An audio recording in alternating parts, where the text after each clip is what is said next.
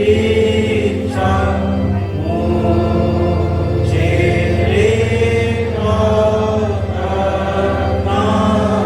इसके बिशप स्वामी right reverend Francis Hansda उपस्थित हैं।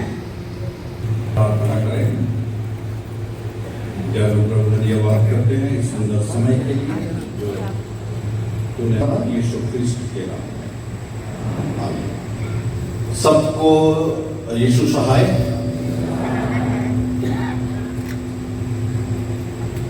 जोहार।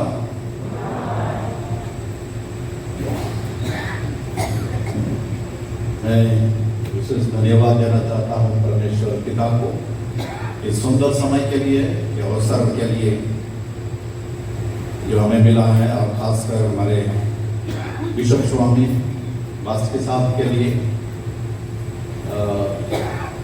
ऑफिस बेयर्स के लिए और एग्जीक्यूटिव कमेटी के लिए और सभी आप सबों के लिए, नागपुर डायसिस के लिए, तो आप लोगों ने मुझे अवसर दिया कि मैं आप सबों के सामने, मैं 3 साल पहले इस जगह में खड़ा हुआ था। कितने लोग पहचानते हैं मुझे? आप बता सकते हैं? धन्यवाद। बहुत लोग पहचानते हैं। मुझे अच्छा लगा कि इतने सारे छोटा नागपुर डायसिस में मेरे जान पहचान के लोग हैं, और मैं पटना डायसिस की तरफ से आप सबों को जोहार लाया हूँ, शुभकामनाएं लाया हूँ और नमस्ते लाया हूँ। आप छोटा नागपुर डायसिस पे क्या बोलते हैं? यीशु सहाय, कैसे करके बोलते हैं? ऐसा ऐसा यीशु सहाय।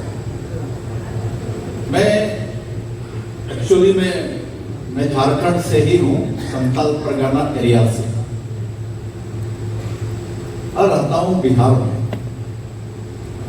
मेरे लिए बड़ा ही कठिन हो जाता है क्योंकि पटना डायसिस पूरे बिहार और संथाल परगना क्षेत्र में पड़ता है, और मेरे लिए बहुत ही डर बना रहता है क्योंकि एक सीमा है जीटी रोड, और जब जीटी रोड से इधर आता हूं तो बिशप स्वामी से परमिशन लेना पड़ता है।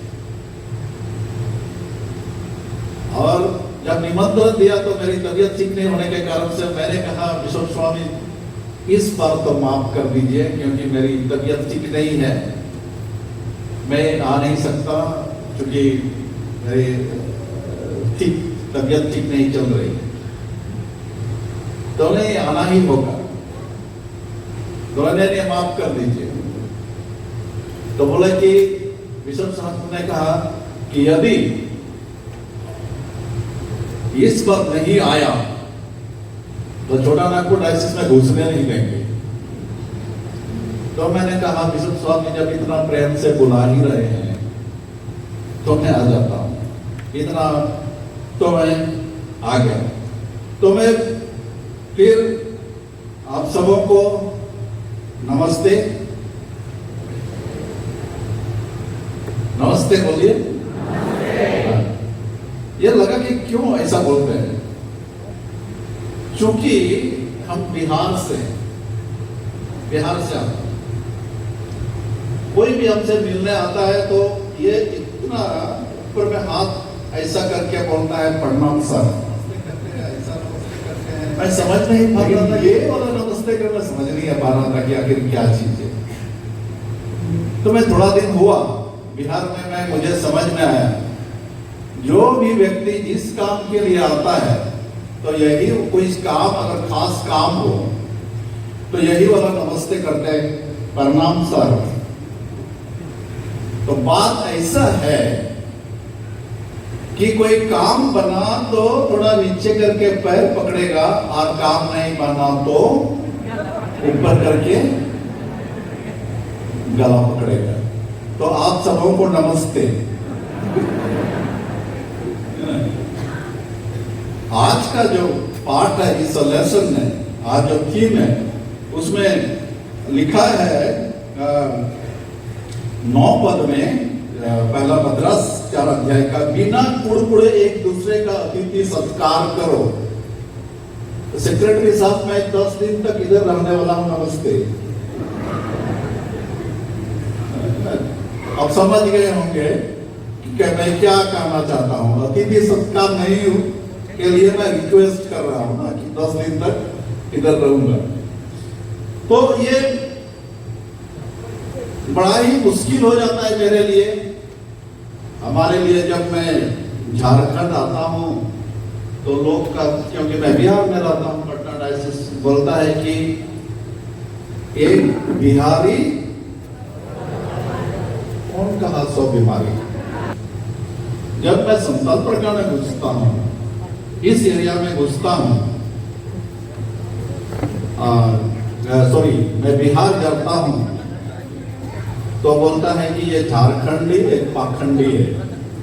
तो मेरे लिए बड़ा ही मुश्किल हो गया है, मैं बिहार जाऊं कि मैं झारखंड में रहूं या बिहार में रहूं। और ये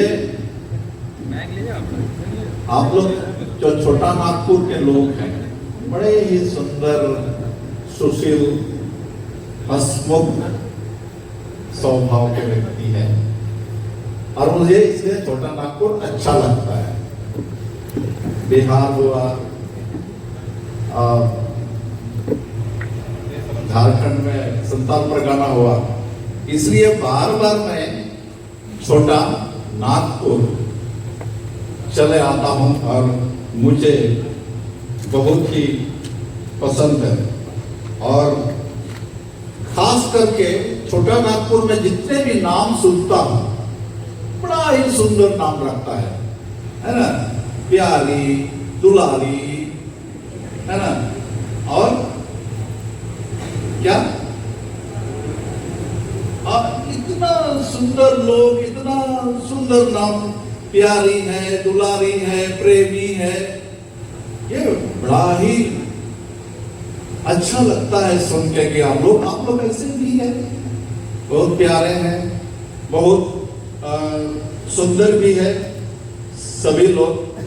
हमारे पटना डायसिस में पिछले साल नवंबर में SWFC और सिनोड का प्रोग्राम था, तो मुझे बोलने के लिए थोड़ा देर समय मिला कि मैं महिलाओं के बीच में बोलूं।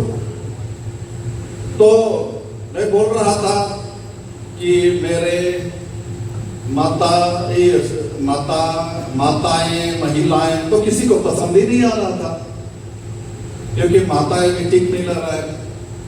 तो बहनें तो नहीं बोल रहा हूं, क्योंकि मेरी वाइफ उसमें थी, तो बहन कैसे बोलेंगे।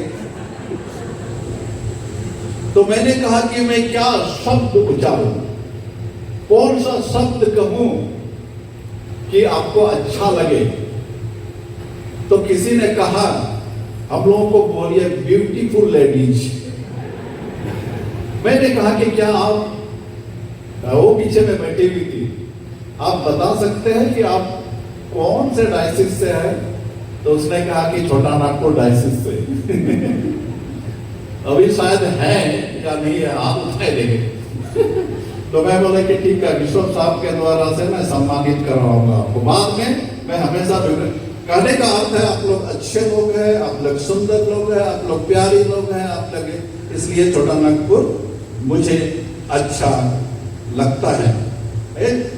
आइए हम परमेश्वर का वचन में से एक, परमेश्वर के आज का जो थीम है, मुख्य थीम, और कहीं ना कहीं ये जो थीम, जो विषय जो चुना गया, रखा गया, वो ऐसे नहीं रखा गया, वैसे नहीं रखा गया, बड़े ही सोच, बड़े ही समझ करके रखा गया होगा, और परमेश्वर की अगुवाई में और परमेश्वर के प्रार्थना करने के लिए रखा गया। पहला पत्रास 4 अध्याय का 10 पद में लिखा है, जिसको जो वरदान मिला है वह उससे परमेश्वर के नाना प्रकार के अनुग्रह के भले भंडारी के समान एक दूसरे की सेवा में लगाए। इस विषय को चुनने का, रखने का उद्देश्य छोटा नागपुर डायसिस के जीवन में में एक बदलाव आएगा। एक छोटा नार्कोटाइसिस के जीवन को बनाएगा, इसकी दिशा और दशा को बदलेगा, एक नया अर्थ देगा, एक नया आयाम देगा। अगले 3 वर्षों तक की गतिविधियां, उनके क्रियाकलाप, हर एक बातों में ये सही साबित होगा। प्रत्येक लोगों के जीवन में एक नया जोश आएगा, एक नई जागृति आएगी। चर्च के प्रति, कलीसिया के प्रति सेवा भाव की भावना जागृत होगी। एक दूसरे के प्रति प्रेम का भाव उत्पन्न होगा।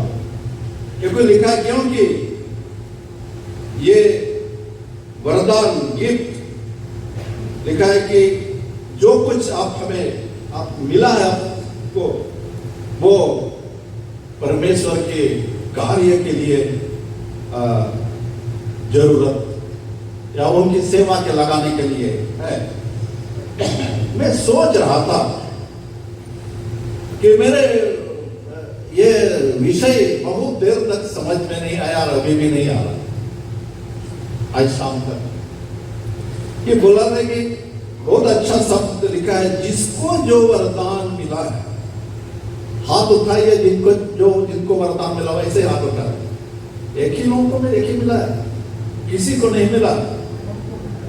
वाह, 25% लोगों को वरदान मिला, बात वाली को नहीं मिला। मिला होगा नहीं पहले। मैं थोड़ा सा उल्टा सोच रहा था, थोड़ी देर उल्टा मैं बोला कि वरदान का अर्थ क्या है, जिसको मिलना चाहिए। मैं सोचता कि पुरुषों को शायद वरदान नहीं मिला, सिर्फ महिलाओं को मिला। बोले कि कैसे?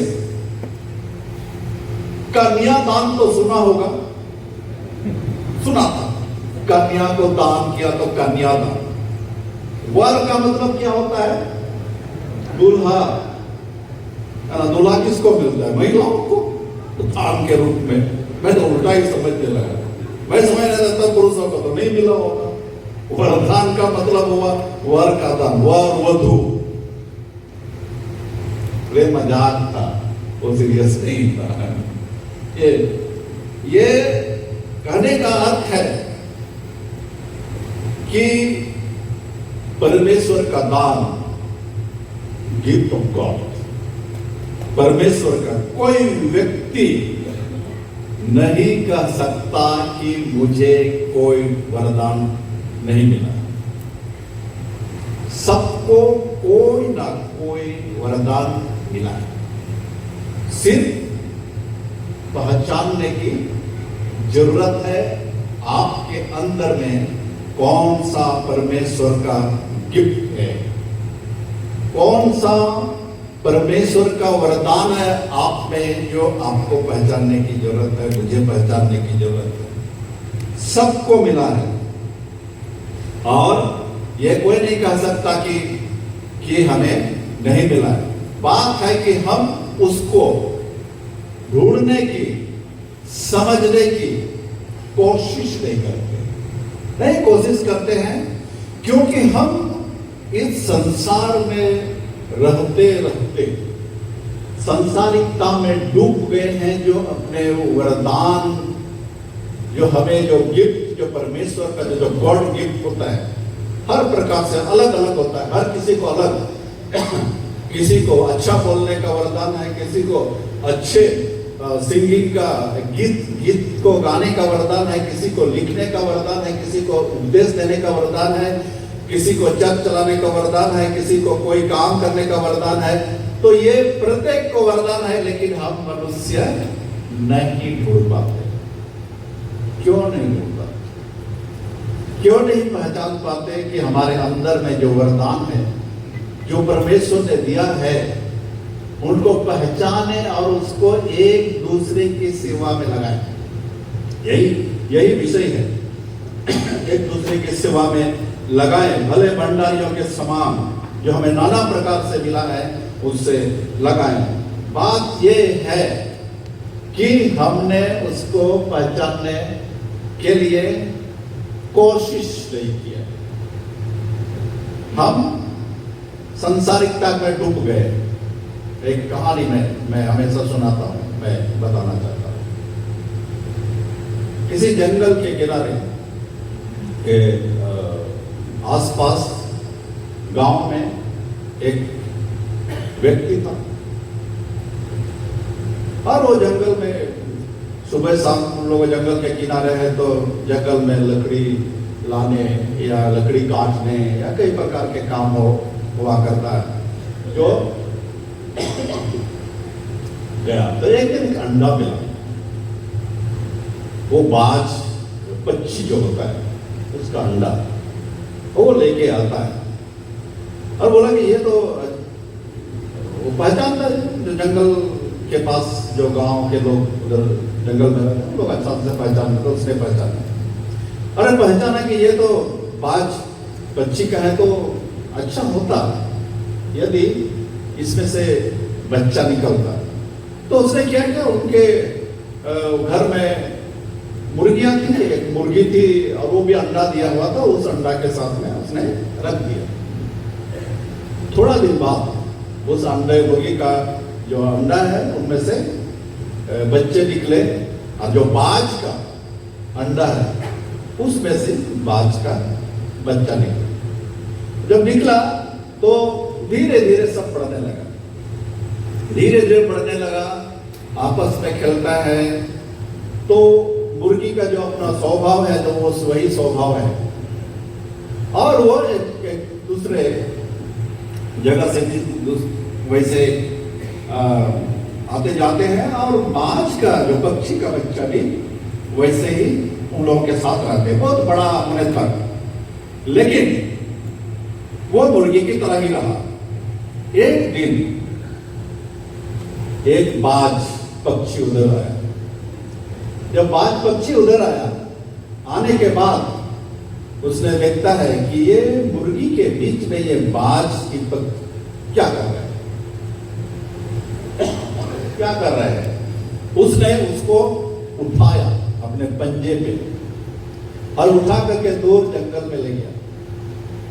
और जब जंगल में ले गया और उसने कहा कि तुम क्यों नहीं उड़ना चाहते हो, क्यों नहीं। बोले कि मुझे उड़ना नहीं आता है, मैं उड़ना नहीं जानते हूं, मैं उड़ नहीं सकती। बोले कि तुम बाज पक्षी हो जो आसमान में जो उड़ता है।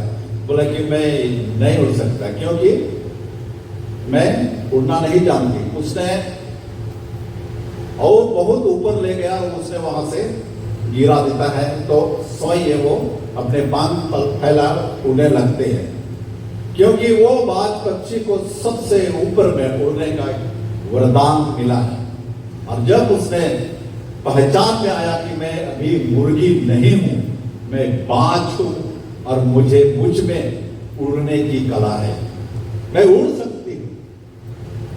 मेरे प्रिय, कहने का अर्थ यह है जो प्रत्येक को परमेश्वर का वरदान मिला है, गिफ्ट मिला है, लेकिन को जो गॉड गिफ्ट है, परमेश्वर का वरदान है, खुद ही नहीं पहचान पाते तो दूसरे की सेवा में कैसे लगाएंगे। वो अपने अंदर जो परमेश्वर का वरदान है, जो दान है, हमें पहचानने की जरूरत है, सबके अंदर है और उसको परमेश्वर की सेवा में लगाना है। वो आगे देखता है कि वह उसे नाना प्रकार के अनुग्रह के भले भंडारे के समान एक दूसरे की सेवा में लगाएगा, एक दूसरे। मेरे प्रिय, जब परमेश्वर दान देता है, परमेश्वर अनुग्रह देता है, भले भंडारी का शब्द क्यों आया? क्योंकि भंडारी का अर्थ होता है कि जो जिनके पास है वो मालिक नहीं होता, वो किसी का दिया हुआ उनको चीज है उनके पास। है ना, बाइबिल में है एक चतुर भंडारी, भंडारी पर हम लोग पढ़ते हैं। कहने कहते जो कुछ उनके पास दिया हुआ हो वो प्रदत्त है, दिया हुआ है, मुफ्त में दिया हुआ है, और मैं हम उसका खुद मालिक नहीं है। इसका अर्थ यह है कि जो हमें मिला है वो देने वाला परमेश्वर है, और अगर हम इस्तेमाल नहीं करते हैं एक दिन हिसाब लेगा, उसका एक दिन हिसाब लेगा। ये अर्थ है भंडारी का अर्थ है। भले भंडारी का अर्थ इसलिए कहा कि हमें एक दिन हिसाब देना है। मैं यदि बहुत अच्छा गा सकता हूं और नहीं गाता नहीं हूं, परमेश्वर हमसे एक दिन जो दान दिया है हिसाब लेगा। आप यदि बहुत अच्छा समाज में काम करने की आप में कार्य कुशलता है, आप में कला है, आप में हुनर है, आप नहीं करते हैं, तो परमेश्वर एक दिन आपसे हिसाब लेगा, क्योंकि आप उनका मालिक नहीं है, आप भंडारी है।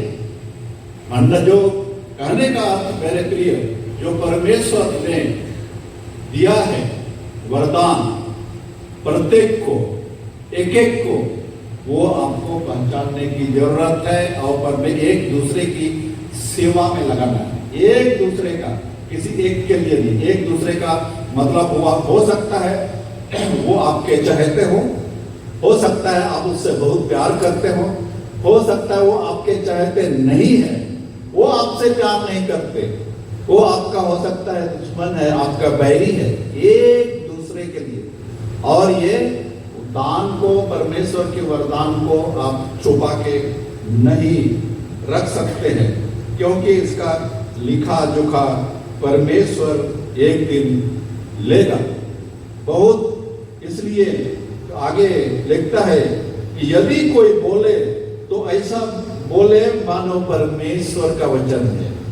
कोई बात करता है तो ऐसा बात करे कि उनके मुख से नहीं बल्कि परमेश्वर का वचन है। यदि कोई सेवा करे तो शक्ति से करे जो परमेश्वर देता है, और सब यीशु जब बातों में यीशु मसीह के परमेश्वर की महिमा प्रकट हो। सारी बातें परमेश्वर की महिमा के लिए होनी चाहिए। सेवा में जो पत्रस है, पहला पत्र सेवा में भंडारी बनने के लिए निमंत्रण देता है। कई प्रकार के वरदान हमें मिलता है, उसको उपयोग करना चाहिए। कई बार हम सोचते हैं जो बाइबल में हमेशा जो भले शब्द का हुआ, एक ये भले भंडारी, एक याद करेंगे भले सामरी।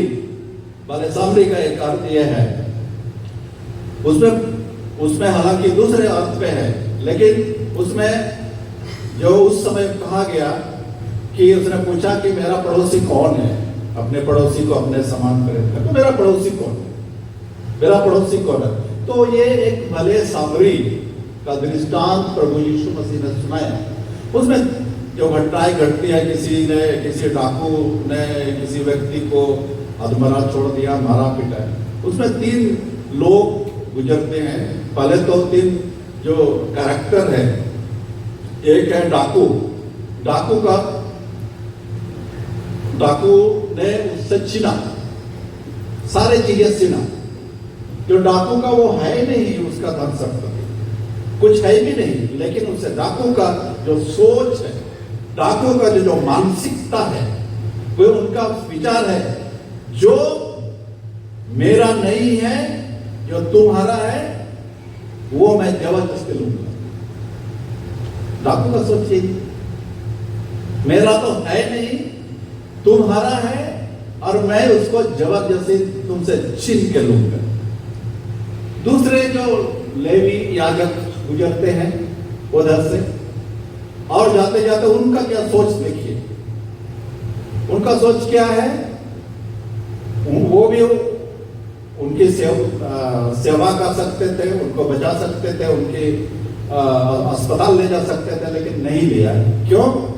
उनका कहना कि जो मेरा है सो मेरा है, परमेश्वर ने दिया है उनको, जो मेरा है सो मेरा है, मैं किसी को देने वाला नहीं। एक तीसरा व्यक्ति है सामरी व्यक्ति, जो अछूत, जिसको समय समाज में बोला जाता है। उनका सोच, उनकी मानसिकता, जो मेरा है वो दूसरे का भी होगा और मैं उससे बांटूंगा, मैं उससे बांटूंगा। जो मुझे मिला है मैं दूसरे की सेवा में लगाऊंगा। जो परमेश्वर ने मुझे दिया है मैं तो उसे पूछता है उनमें से कौन है भला सामरी, कौन है उसका पड़ोसी? बोले जिसने दया की। क्या तीनों के अंदर दया का दान नहीं था? क्या तीनों के अंदर दया नहीं थे? कि ऐसे एक व्यक्ति का परमेश्वर ने सबको दया दिया, लेकिन सोच और मानसिकता विचार अलग है कि और वो दयालु सामरी या भले सामरी वो कहते हैं कि जो मेरा है वो दूसरे का भी और उसने सेवा वो परमेश्वर की महिमा के लिए करते हैं। मेरे प्रिय,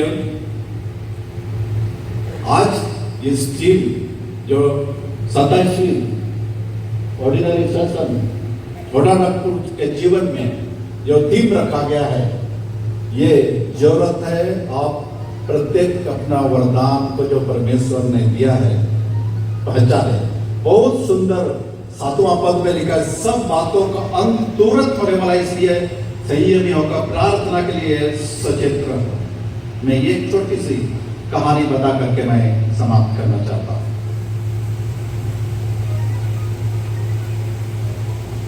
एक व्यक्ति था,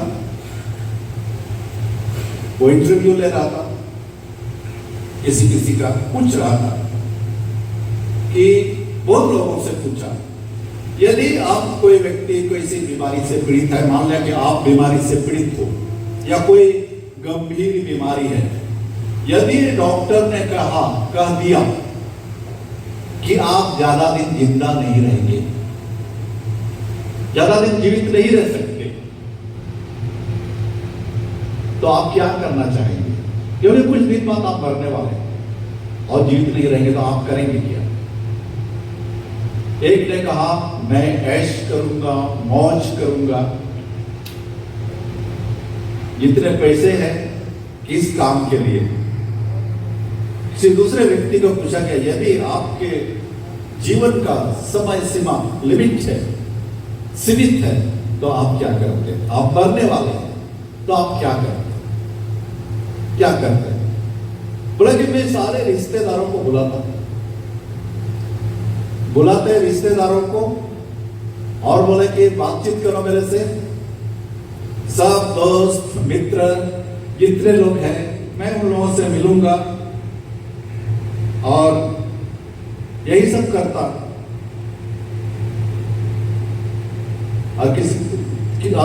और एक व्यक्ति से पूछा गया, यदि आप डॉक्टर ने दे दिया कि आप कुछ ही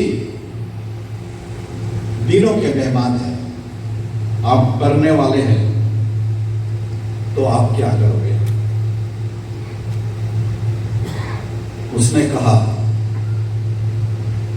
उसने जवाब दिया, मैं जो चीज अब तक नहीं किया हूं वो मैं करूंगा। जो मेरे अंदर परमेश्वर का दान है, जो मैंने जानते हुए इस्तेमाल नहीं किया, उसको मैं करूंगा। मैं जानता हूं यीशु मसीह ने कहा कि तुम जगत की ज्योति हो। मैं जगत का ज्योति हूं, मैं लोगों को प्रकाशित करूंगा, मैं लोगों को रास्ता दिखाऊंगा। ये मेरे अंदर में गुण है, ये परमेश्वर का वरदान है मेरे अंदर। यीशु मसीह ने कहा है मेरे बारे में, तुम पृथ्वी के नमक हो। मैं दूसरों को स्वादिष्ट दे सकता हूं, समाज को सड़न से बचा सकता हूं। मेरे अंदर वो वरदान है। मैं इस जितना भी दिन परमेश्वर ने मुझे दिया है उसको मैं उसी में खर्च करूंगा। और परमेश्वर का वचन से हमें सीखते हैं कि अभी तक जो हमने अब तक मैंने यीशु मसीह के बारे में किसी को नहीं बताया, मैंने कोई गवाही नहीं दी, मैंने उनके बारे में किसी को नहीं मैंने कोई सुसमाचार नहीं दिया। यीशु मसीह कौन है जो नहीं जानते, मैंने नहीं बताया।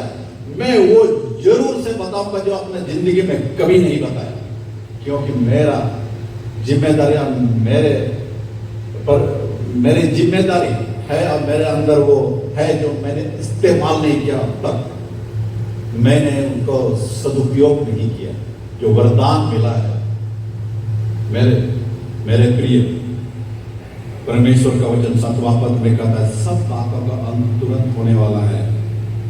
क्या हमारी जिंदगी की, मेरे प्रिय, कोई गारंटी नहीं परमेश्वर कितना दिन रखे। इसलिए अपने जीवन में परमेश्वर का वरदान को पहचानिए। कौन सा गुण परमेश्वर आपको दिया है, कौन सी चीजें जो दूसरों को नहीं मिला आपको मिला है, वो परमेश्वर के कार्य के लिए लगाए, दूसरों की भलाई के लिए कीजिए। रोज ऐसा कीजिए जैसे मेरा अंतिम समय है और मैं करूंगा। ऐसा होना चाहिए कि मेरा आज या कल ही मेरा अंतिम समय है, जो कुछ मैंने नहीं किया, मेरे अंदर जो गुण है जो परमेश्वर ने दिया है नहीं किया, मैं लोगों के लिए, समाज के लिए, कलीसिया के लिए, डायसिस के लिए जो कुछ मैंने नहीं किया वो मैं करने वाला है, वो करने वाली हूं। मेरे प्रिय, अपने अंदर के वरदान को पहचाने। आपके डायसिस, छोटा नागपुर के डायसिस में इनके जीवन में एक नई गति आएगी। छोटा नागपुर डायसिस एक नए रास्ते पर, नए मुकाम पर, नई शिखर पर जाएगा। सब लोग एक दूसरे की सेवा में एक यूनिटी के साथ, एक की बात नहीं करते, प्रत्येक लोगों के लिए करते हैं। एक दूसरे के लिए सारे लोग एकता के साथ, यूनिटी के साथ सेवा में लगे रहे। सेवा में ये परमेश्वर का, आज इस पर जब हम मनन करते हैं कि जिसको जो वरदान मिला है, बहुत से परमेश्वर के नाना प्रकार के अनुग्रह के भले भंडार के समान एक दूसरे का सेवा में लगाए। मेरे प्रिय, परमेश्वर ने दिया है ये मुफ्त में जो वरदान, वो परमेश्वर एक दिन हिसाब लेगा। इसलिए आप जरूर से परमेश्वर का वरदान आपके जीवन में जो कुछ है अंदर में पहचाने और अपने कलीसिया के लिए, अपने डायसिस के लिए, समाज के लिए, एक दूसरे के लिए अब व्यवहार में लाए। प्रभु आप सबों को बड़ी आशीष दे। आइए प्रार्थना करें। दयालु पिता परमेश्वर, धन्यवाद करते हैं तेरे अनुग्रह के लिए, तेरे आशीष के लिए। धन्यवाद करते हैं छोटा नागपुर के डायसिस के जीवन के लिए, इस अच्छा टीम के लिए। प्रभु सच में प्रभु अपने लोगों को विभिन्न वरदानों से, अच्छे वरदानों से परिपूर्ण किया, अच्छे गुणों से परिपूर्ण किया है। अनुग्रह करके उसको पहचान कर प्रभु तेरे सेवा के कार्य में, एक दूसरे के सेवा के कार्य में लगाए और पूरे यूनिटी के साथ, एकता के साथ इस डायसिस के जीवन को आगे बढ़ाया, उससे तेरी महिमा होने पाए। प्रार्थना यीशु ख्रीस्त के नाम में, आमीन। Patna diocese right reverend Francis Hansda को हम लोग हृदय से धन्यवाद देते हैं। उनके सुंदर वचनों के द्वारा से उन्होंने हमारे 27वें डायसिस के 27वें महासभा मुख तुम्हारी ओर करे और तुम्हें शांति दे। आमीन।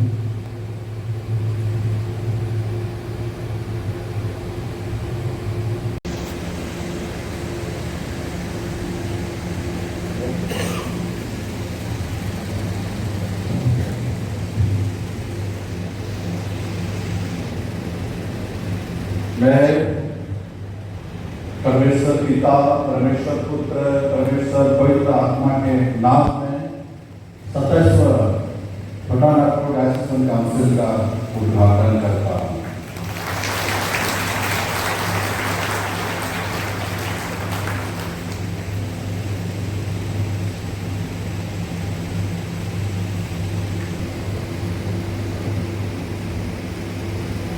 उपसभापति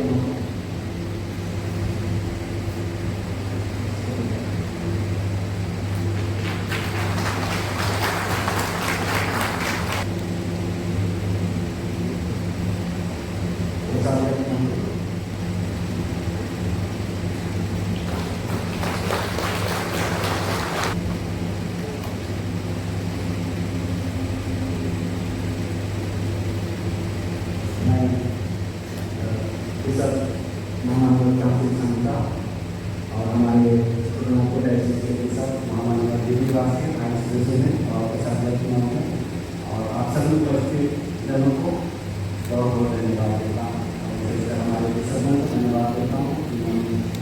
दीप प्रज्वलित कर नागपुर ऐसे 27वें साधारण महासभा देवरिया को गठन किया। हम सभी अपने स्थान करते हैं।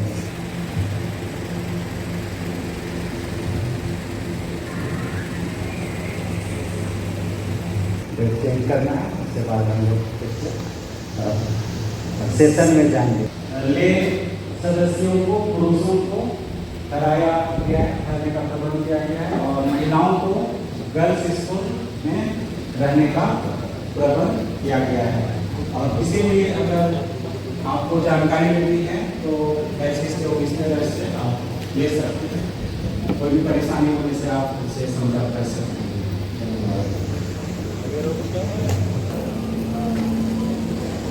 लाइट चलाओ, लाइट आ जा रहा है।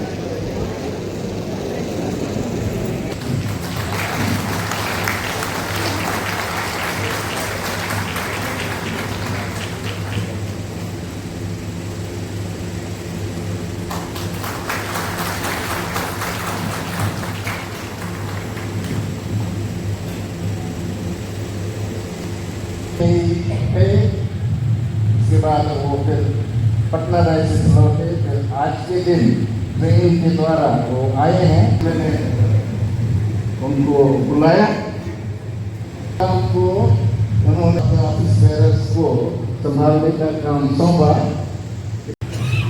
इसके साथ ही आप सबों को बहुत बहुत धन्यवाद।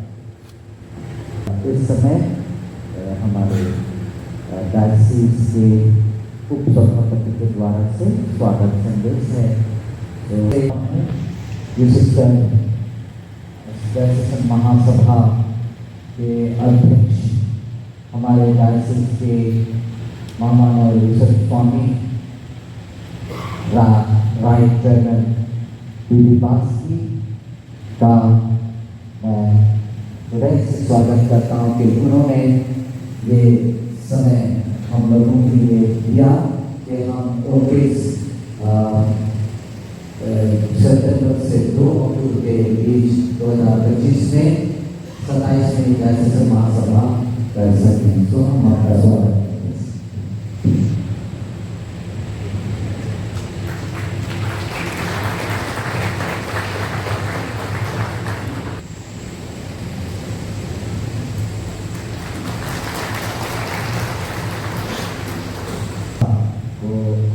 फिर से स्वागत करते हैं कि उनकी तबीयत खराब होने के बाद में भी हमारे छोटा को डायसिस के महासभा को उन्होंने महत्व दिया और हमारे बीच में उन्होंने आराधना के क्रम में सुंदर संदेश दिया और विशेष जोहार की विधि भी हमें सिखाई है।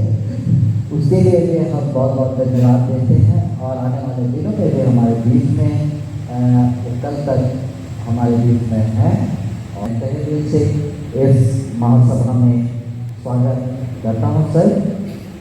साथ ही हमारे डायसिस के कोषाध्यक्ष महोदय रेवरेंड अनिल कुमार ढंगा, मैं आपका भी तहे दिल से स्वागत करता हूँ।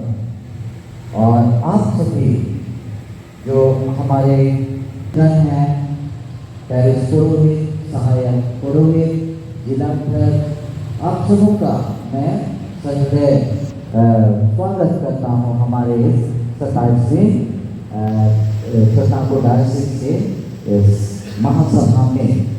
साथ ही हमारे 57 पैरिस के गणमान्य प्रतिनिधिगण जो आप लोग पैरिसों से जुड़ करके इस महासभा में उपस्थित हैं, आप सबका भी मैं हृदय से स्वागत करता हूँ इस महासभा में आपकी उपस्थिति के लिए। साथ ही हमारे बिशप नॉमिनी हमारे अधिकारीगण, DCY के अधिकारीगण और आमंत्रित सदस्य जितने हमारे मान्य सदस्यगण हैं, मैं सबका हृदय से धन्यवाद और स्वागत करता हूँ इस महासभा में उपस्थित होने। स्वागत के शब्दों के लिए मैं उनको आमंत्रित करता हूँ। विशेषकर मैं सब स्पोर्ट गर्ल्स स्कूल नामकुम की प्राचार्या महोदया से निवेदन करता हूँ कि कृपया वे सामने। सर्वप्रथम सर्वशक्तिमान ईश्वर से धन्यवाद देना चाहते हैं कि उन्होंने इतना सुंदर मौका हम लोग विज्ञान की उसका कलिसिया आज इस महासभा में उपस्थित है और हम विश्वास करते हैं कि प्रभु की उपस्थिति उसकी पवित्र आत्मा यहाँ पानी जाती है। विश्व ग्रुप ऑफ स्कूल्स की ओर से मैं सर्वप्रथम हमारे जो मध्य में गेस्ट आए हैं the right reverend Francis Hansar bishop of Patna diocese, उनका स्वागत करती हूँ।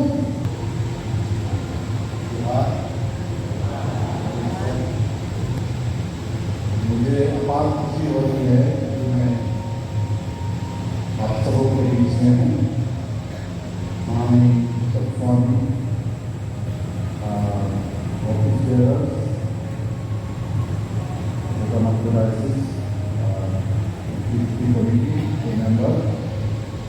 आमंत्रित और विभिन्न पास्टेट से आए हुए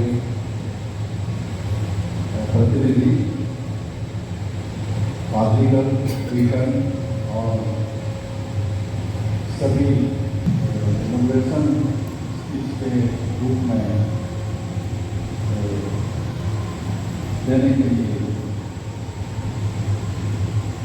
मेरे प्रिय ये परंपरा है।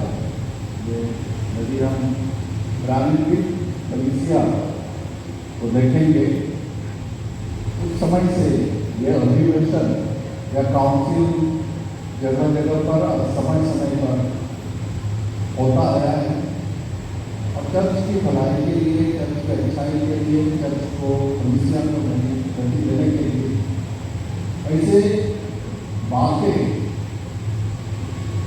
सभी मिलकर के चिंतन और मंथन